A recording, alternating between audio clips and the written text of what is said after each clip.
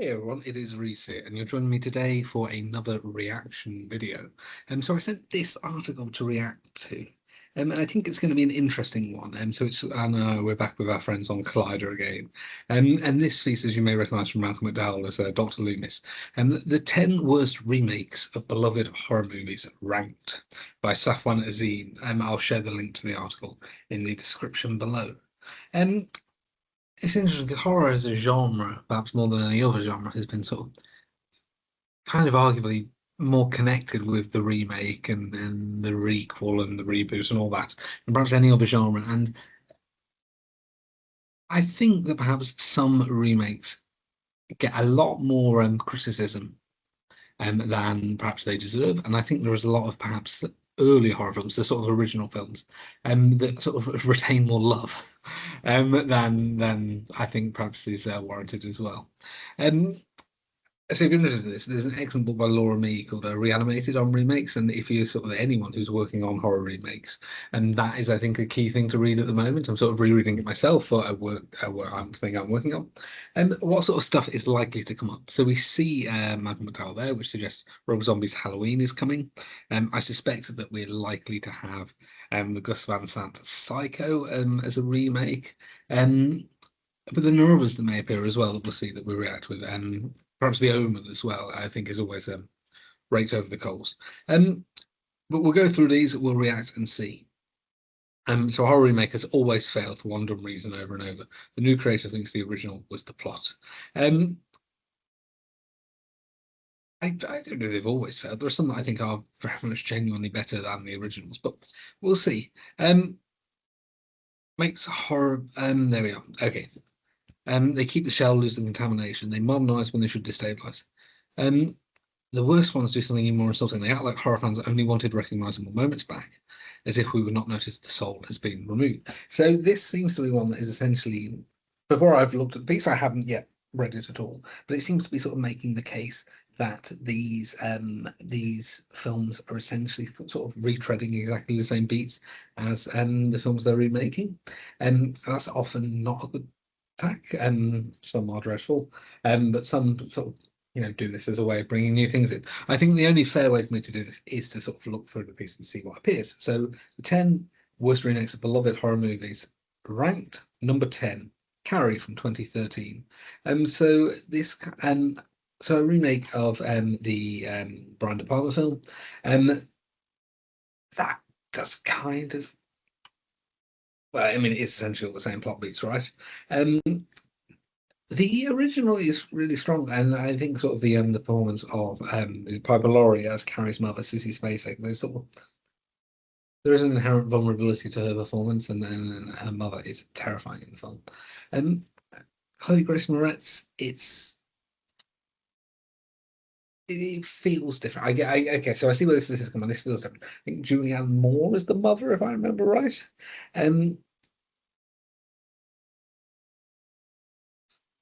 So what is this? What is the author saying? Is that it's sort of, it doesn't humiliate her in the right way. It makes her sort of bullying, by sort of making the bullying in a sort of more explicit way. It understands cruelty as an incident, not atmosphere. This isn't why I would say the film struggles. I think that Moretz is probably a bit miscast as Carrie. I would say as well, I think from what I remember, there's sort of quite there's a turn towards somewhat more CGI, and when the original practical effects, I mean, I'm sort of pro practical effects. Well, I remember, I haven't seen this film since it came out in 2013. Yeah, and sort of that I remember the original and not this one, I suppose probably does speak to the point. The Amityville Horror from 2005. Yes, so here's the thing. Here's the thing. This is the kind of the thing where I was suspecting the list was going to have an issue. In the remakes this film, it's Josh Brolin is the George Lutz character in the original, who sort of is driven to madness by his by the house they've moved into, when sort of, as it says, these charming guys getting dark and scary. This is Ryan Reynolds before sort of the Ryan Reynolds star image was perhaps fully codified. I don't think either of these films is that good. To call sort of the original a beloved movie is probably pushing it. Um, I think they're both a bit. I think they're both quite rubbish in truth. Um, yeah, I mean, I don't rate either of them in all honesty. Amityville, the franchise that was never good, even from the first one, Halloween 2007. We said it was coming, right? Because we saw it. Um, so Rob Zombie made a remake of John Carpenter's Halloween in 2007 as a sequel that came. Um, and this is a weird. So the third act of this film is broadly speaking sort of the repeat. It's probably speaking the kind of the remake of Carpenter's film, but it opens up with some quite sort of a long prologue in which sort of essentially we see Michael's backstory. We see his family, his zombies muse, Sherry zombie comes into this quite a lot. Um, I mean, it feels like a Rob Zombie film then attached to a Halloween film. Again, Halloween as a franchise is not brilliant, and the original sort of stands the test of time as it does.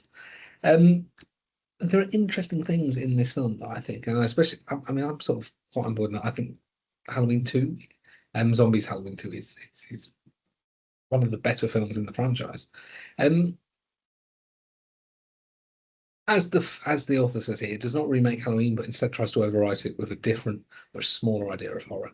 That's probably fair, but I think there's interesting things to love here. The sort of the version of Loomis in this film, Admiral Loomis, especially in the second film as well, where he's sort of driven by this celebrity, um, is interesting. I'd say they are different films. They're sort of very different. Um, but if people aren't a fan of the Rob Zombie style, this is not going to be one. And sort of 2/3 of the film is the Rob Zombie style before you get to the Halloween bit. It'd be interesting to think what this film would have looked like if it wasn't a Halloween film. If it was the same film but just some sort of generic serial killer, would it have gone down better? I don't know. Poltergeist 2015. So a remake of the Toby Hooper film from 1982. I do not entertain, as I'm co-authoring a book on Toby Hooper, I don't entertain all the speculatism about Steven Spielberg being a secret ghost director. A family move into a house and they discover the house is haunted because it's built on an Indian burial ground. This remake from 2015 stars Sam Rockwell as the father and the Craig T. Nelson role in the original, and it does repeat many of the beats, sort of the possessed clown or the sort of the evil tree. Um, yeah, the problem, as the author says here, is that the film doesn't let the family bed in before the haunting happens, so you don't really start to get to essentially it is there's more emotional investment because you know the family, and in this one because the ghosts pretty much appear from the off, it's hard to sort of build that same connection. So scares there's lots of effective jumps and whatnot, but it's kind of a thing in horror is sort of scares hit harder if you care about the people who are being scared. Um, Fair lesson there, I think. If I remember, was there also like a little squirrel scare in this or something as well? It's been a while. Black Christmas 2006. So again, these two films, I think it's hard to compare them because they are quite different, really. Um, so the original Black Christmas, in was it 73? Remind me. As it says, it's not just an early slasher. I would go so far as to say perhaps it's not it's not a slasher in the same way that this Black Christmas from 2006 is. Um, is a film about how sort of young women already dealing with problems like sex, pregnancy, loneliness, selfishness, holiday alienation. Um, I think that is a fair description again, sort of again, we get to know this community. This remake is very much it's a slasher in the ways that it's sort of a slasher more in a sort of Friday 13 mold, and where just killer keeps coming. Again, I think it's underappreciated, especially after we got the sort of the dreadful one in 2019, that all sort of used Black Christmas as a sort of a cover for societal issues hammer. Um, but I again, I think that these two are hard to compare because they're quite radically different films, is what I would say. It shifts to not just in a house, we go to a hotel at one point, I think. It's quite a different experience. Um, yeah, let's keep moving on. The Omen 2006. I said it was coming. Um, yeah, the most frustratingly competent remake on the list. I would agree with that because the films are essentially the same film, right? This is very much one of the sort of plot beat for beats remakes, and that doesn't do a massive amount different with the original film from 76. I should know these things, shouldn't I? I really should. Because this is the thing, I don't look at the list before I react to them. Um, yeah, again, this is a competently made film. It's got acted Leaf Schreiber as a Robert Thorne. I think it's what's her face? Julia oh god, Julia what's her face from Born Identity films as his wife. As you say here, sort of the devil deserves better than a shot for shot tribute man. What is this writing? Yeah, this is what I would say though. It's very much this is a film that is essentially the same film, just more modern. Um, you know, when you watch it, have that in your mind, and you know what you're in for. And down we go. A Nightmare on Elm Street, 2010. This is a bizarre film, and so again, it kind of, broadly speaking, largely is plot is beat for beat of Craven's original. Um, in that we have of these teenagers falling asleep. The Tina character who is killed early. Nancy discovers ways to fight back about Freddy Krueger, but suffers really from two quite interesting issues, I would think. So I think Jackie Earle Haley as Freddy Krueger is kind of dismissed. He doesn't have a lot to work with, but I think he's a fair villain. Um, but there's two major issues. One is which the remake tries to explore something different with Freddy, with the implication that he might be innocent. Um, and it forces it's I mean it sort of does nothing with it. In the end, he is guilty as he was. But so the implication is that if he's innocent of child murder, we're rooting for a predator is still killing people. And it tries to introduce a moral thing that it doesn't quite know what to do with. The second point is that Rooney Mara as Nancy, it's no comparison to Heather Langenkamp, but she's not even interesting, even if you divorce the film from its comparisons. Um, I remember things, and there are a lot of people online who were saying that Katie Cassidy in the Tina role should have survived because she was a markedly more interesting character. I mean, the film really falls flat because it doesn't seem like Nancy cares or is particularly scared. Um, what can you do with that? How do you make a horror film where your sort of central character is barely invested in it? This is a challenge and it doesn't really work. I think the film is perhaps slated a little a little more unfairly than is appropriate, but yeah, it's not good. The Wicker Man 2006. Um, yes. So one of the sort of British folk horror, the Unholy Trinity. Um, a film about a police officer who goes to an island in search of a missing girl. And while he's there, his faith is tested until he has a final meeting with the Wicker Man at the end of the film. And so sort of it's sort of shattering him. And this is if you've ever seen the Not the Bees thing online, this is where this comes from. And so Nicolas Cage rocks up and doesn't and does sort of the sort of dafter Nicolas Cage performance. It's not him being sort of serious or stoic, it's him being very much all in and it's real. And and yeah, this is a film that didn't really I think it's fair to say it's sort of broadly again you kind of a plot shot for shot repeats and or sequence to sequence, I should say. But the film doesn't really understand. I think this is a fair point that is made in the article. It doesn't really understand the sort of the subtext of the original being about ideology. Um, it sort of shifts the focus in a different way and doesn't quite land. And whereas the you get the sense of the Edward Woodward character in the original as an officer who's sort of trying to uphold the law in his own beliefs and is severely tested. it doesn't work with Cage. Cage was perhaps not the choice for this. If you're going to watch either of them, The Wicker Man for horror, Wicker Man 1973 for horror, I should say, The Wicker Man 2006 for fun. Well, we go two more. Psycho 1998. I told you it was coming as well. This is a weird film again. So as it happens, I'm also working on Psycho. And this was a film that was devised essentially to broadly be a shot-for-shot remake. And when it came out, there was a lot of questions about what really was the point of it. It's sort of updated in colour, and some of the references are made more appropriate for 1998, and how much money Marion steals, for example.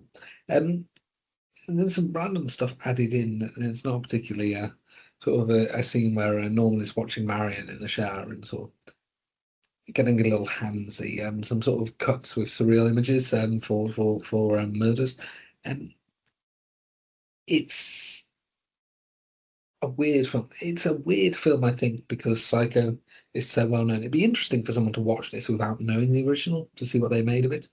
Um, and it's hard to say it's a bad film because, of course, if you like the original Psycho, the entire idea here is that it's essentially a near carbon copy. So, yeah, you can't say this is a bad film, but it's an unusual one because the character of Norman Bates, because Psycho is so well known. Um, it's Yes, there's I wonder if I think it's by Roger Ebert or someone who says that Psycho's a proof that sort of what the magic of film and the things that come sort of in between the shots, sort of the sort of the unspecified things that you find. Um, and this is excellent proof of it. It really is because it's a film that does on paper exactly the same things, but feels so different. And I'm curious because I really thought this was going to be number one. It's the ultimate sort of worst remake of a beloved horror movie in sort of most people's eyes. And so what are we getting as the number one choice on this list? One Mr. Call. Calling this a beloved horror movie is probably it's just a stretch, right? Um, this had to be number one because it's the purest example of a remake taking a very workable modern horror idea, stripping every nerve ending off it until nothing remains but studio residue. Um, yes, I mean it's just sort of generic rubbish, for want of a better term. It's one of that sort of wave of sort of tech horrors that were coming in the 2000s. One Missed Call, Fear.com, Pulse, etc. And many of which sort of emerged in Japan and Asian countries first. Um, yeah, I'm reading this. I think this person's put this here for what this film should have been, but I don't think that's a fair way to rank. Every ring should make the room feel wrong. Every voicemail should feel like a reality stuttering. This movie never gets there. That's probably fair, but I mean, sort of, what are you expecting from sort of a premise that's inherently sort of surreal and daft? I would put this as my number one, A, because I think it's sort of calling this a beloved horror movie. The original is not that brilliant, really. Um, but um, yeah, it's just a sort of an AF remake in the sense of sort of a load of these NAF remakes have come out, but to call this the number one worst of all time because it's not the film you wanted, it I don't know how I'm bored with that. It's interesting. There's many of the things that I expected to come up came up. I'm surprised some things didn't. I was really expecting that the 2009 Friday the 13th would have come. People really have a go at that, despite the fact, in truth, it's much better than the 19 the original Friday the 13th. Something's going to be. I expected Texas Chainsaw Massacre as well to come. Again, I think that is a film that is really sort of underappreciated, or maybe perhaps it's revised a lot better now. But shall we have a look? Are there any comments in the article? The Amityville remake is better than the original. Um, Saying so that would have been interesting to make Freddy innocent, perhaps, but then you'd really have to reshift the sort of structure of the thing because if he's still killing people, he's not really a positive character. That is the only comment we have. Um, so yeah, this was the list. I see why I was sent this. So are there any other remakes of horror movies, beloved, that you think just missed the boat, that got it wrong? Be really interesting to hear. I'm trying to scrape my brain at the moment, thinking. I'm trying to think if there are others. There's nothing immediately that comes to mind as sort of obviously missing. Um, but I'd be so intrigued to hear comments and thoughts on this one. So yes, please do comment below, and also comment below or share any articles or whatever, or tell me things that you'd like me to react to or make videos about. I want to make the stuff you guys want to see. So sort of any ideas, any feedback, very much on board. Otherwise, like, subscribe, ring the bell so you know when there's a new video. And thank you so much for watching this one. So much for watching this video. And I will see you all in the next one.